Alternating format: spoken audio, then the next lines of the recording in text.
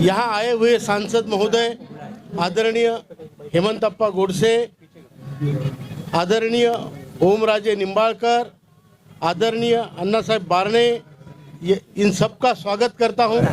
20 लाख रुपए लेने के बाद वो वापस कभी नहीं होंगे। ये रूल 2008 में इंट्रोड्यूस किया गया, तो इनको एवरेज पेंशन मिलती है सर 1171 रुपया।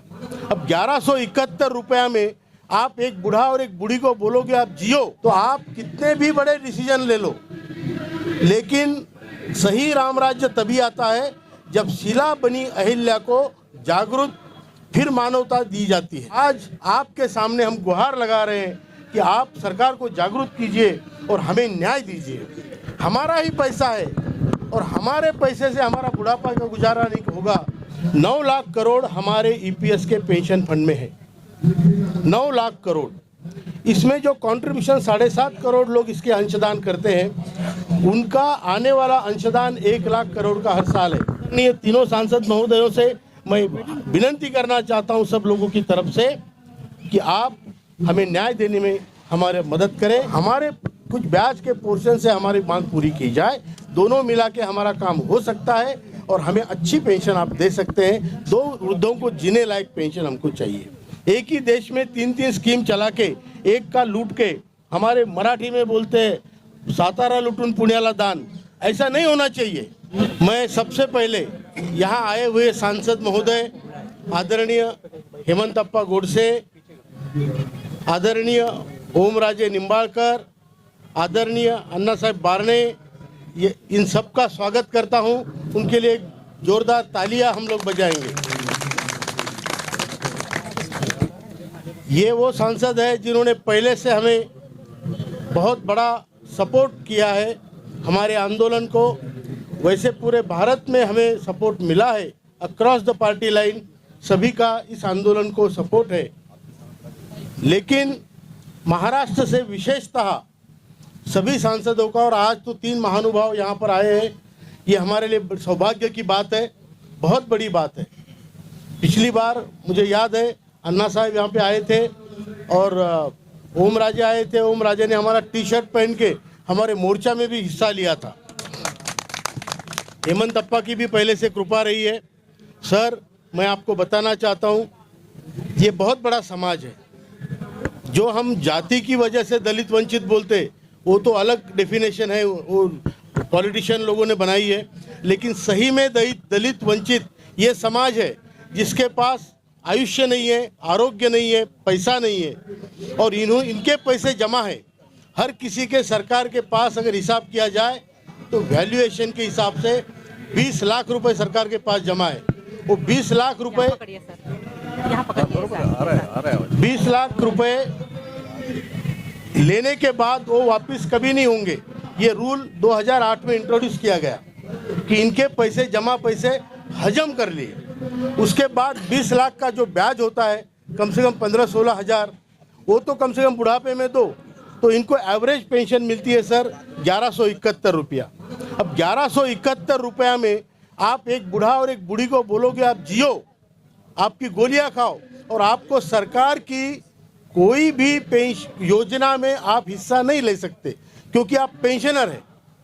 39 लाख लोग ऐसे हैं जिनको 1000 से कम पेंशन, 700-400। तो इतनी बड़ी त्रासदी इस देश में है।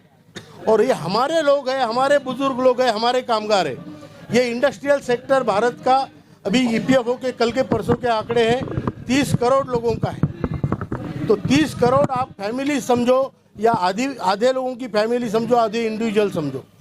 ये बहुत बड़ा समाज है और इस समाज के लिए अगर हम कुछ कर नहीं पाए तो आप कितने भी बड़े डिसीजन ले लो, लेकिन सही राम राज्य तभी आता है जब शिला बनी अहिल्या को जागरूक फिर मानवता दी जाती है। सही राम राज्य तभी आता है जब शबरी जैसे बिल्लनी के घर राम खुद जाते हैं और उसके झूठे बेर खाते हैं। तो ये हमारे बहुत बड़ा समाज है, दुर्बल समाज है, और आज आपके सामने हम गुहार लगा रहे हैं कि आप सरकार को जागरूक कीजिए और हमें न्याय दीजिए। हमारा ही पैसा है और हमारे पैसे से हमारा बुढ़ापा का गुजारा नहीं होगा तो हम श्राप देते मरे या हम आनंद से मरे। मरना सभी को है, हमको भी है, लेकिन हम किस स्थिति में मरते हैं और क्या कह के मरते हैं, इसमें बहुत बड़ी एक प्रकार की वेदना है। वो वेदना को आप दूर कीजिए, हम लोगों को न्याय दीजिए, इतना ही कहता हूँ। मैं आपको ये भी बताना चाहता हूँ सर कि हमारे पेंशन फंड में ईपीएस के, ये हमने वित्त सचिव के सामने 2 घंटे के मीटिंग में उनको पावर पॉइंट प्रेजेंटेशन और पूरे रिपोर्ट देके सबमिट करके बताया है। 9 लाख करोड़ हमारे ईपीएस के पेंशन फंड में है, 9 लाख करोड़। इसमें जो कंट्रीब्यूशन 7.5 करोड़ लोग इसके अंशदान करते हैं, उनका आने वाला अंशदान 1 लाख करोड़ का हर साल है, और दोनों का मिला के जो ब्याज है इन्वेस्टमेंट से, वो तकरीबन 1 लाख करोड़ है।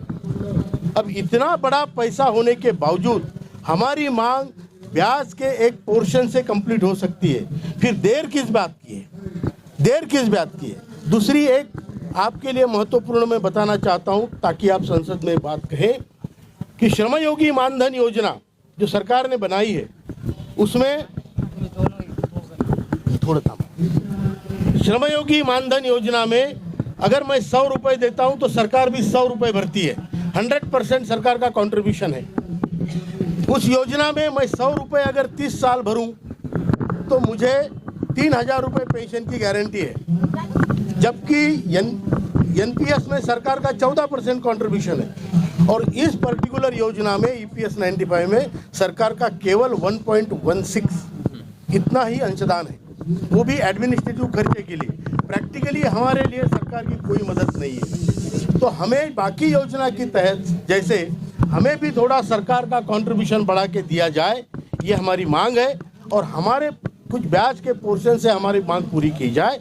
दोनों मिला के हमारा काम हो सकता है और हमें अच्छी पेंशन आप दे सकते हैं। 2 वृद्धों को जीने लायक पेंशन हमको चाहिए।